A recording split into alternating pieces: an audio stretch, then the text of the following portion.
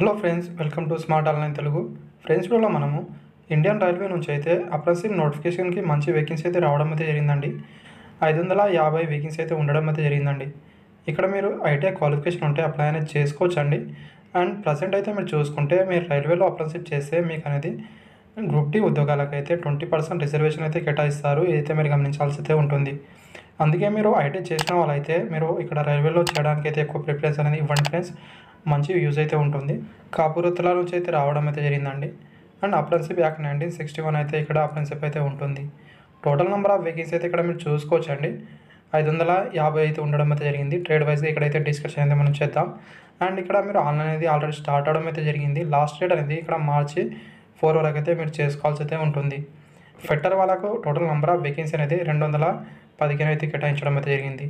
Category వైజ్గా ఇక్కడ మీరు గమనించాల్సి అయితే ఉంటుంది. తర్వాత వెల్డర్, గ్యాస్ అండ్ ఎలక్ట్రికల్ వాళ్ళకు 230, మిషనిస్ట్ వాళ్ళకు 5 వేకెన్సీస్, పెయింటర్ జనరల్ వాళ్ళకు 5, కార్పెంటర్ వాళ్ళకు 5, తర్వాత ఎలక్ట్రీషియన్ వాళ్ళకైతే 75, అదేవిధంగా ఏసీ అండ్ రిఫ్రిజిరేషన్ మెకానిక్ వాళ్ళకు 15. టోటల్ నెంబర్ ఆఫ్ వేకెన్సీ అనేది ఇక్కడ మీరు 550 అయితే కేటాయించారండి. కేటగిరీ వైజ్గా ఇక్కడ మీరు గమనించాల్సి అయితే ఉంటుంది. అదేవిధంగా ఇక్కడ పీడబ్ల్యూడీ వాళ్ళకు, ఎక్సర్వీస్ మ్యాన్ వాళ్ళకు కూడా సపరేట్గా కేటాయించడం అయితే జరిగింది. అయితే మీరు గమనించాల్సి అయితే ఉంటుంది. సెలక్షన్ ప్రాసెస్ అయితే సింపుల్ అయితే ఉంటుందండి. మీకు ఎలాంటి ఎగ్జామ్ కానీ ఇంటర్వ్యూ కానీ అయితే ఉండదండి. జస్ట్ మీకు ఐటీఐ అదేవిధంగా 10th క్లాస్లో వచ్చిన మార్క్స్ ఆధారంగా మాత్రమే ఇక్కడ షార్ట్ లిస్ట్ చేసి తీసుకోవడం అయితే జరుగుతుంది. అండ్ ఏజ్ లిమిట్ అనేది ఇక్కడ 15 సంవత్సరాల నుంచి 24 సంవత్సరాల వరకు అయితే అప్లై అనేది మీరు చేసుకోవచ్చు.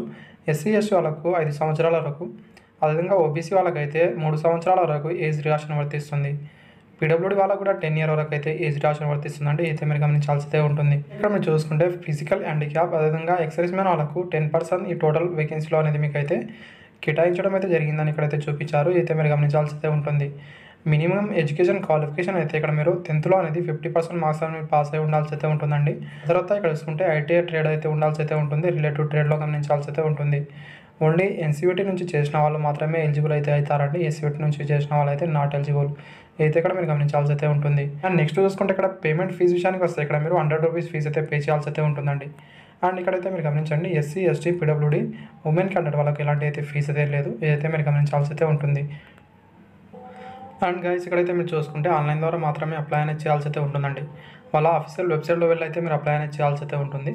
సింపుల్ ప్రాసెస్ ఉంటుందండి. ఒకవేళ మీరు అప్లై వీడియో కావాలనుకుంటే కామెంట్లో చెప్పగలరు. నేను సపరేట్గా వీడియో చేసి అయితే పెడతానండి. అయితే ఇక్కడ మీరు గమనించాల్సి అయితే ఉంటుంది. అదేవిధంగా ఇక్కడ మీరు చూసుకుంటే షార్ట్ లిస్ట్ అయిన క్యాండిడేట్ వాళ్ళకైతే మీకు డాక్యుమెంట్ వెరిఫికేషన్ అయితే ఉంటుందండి. అయితే మీరు గమనించాల్సి అయితే ఉంటుంది. సో ఫ్రెండ్స్, ట్రైనింగ్ పీరియడ్ అనేది 1 year అయితే ఉంటుందండి. అదేవిధంగా ఇక్కడ మీరు చూసుకుంటే మీకు ఎలాంటి హాస్టల్ ఫెసిలిటీ అలాంటిది ఉండదు. మీరే ప్రొవైడ్ అయితే చేసుకోవాల్సి అయితే ఉంటుంది. స్టైఫండ్ అనేది వాళ్ళ రూల్స్ని బట్టి అయితే స్టైఫండ్ అనేది ఇస్తామని ఇక్కడ చూపించారు. అయితే మీరు గమనించాల్సి అయితే ఉంటుంది.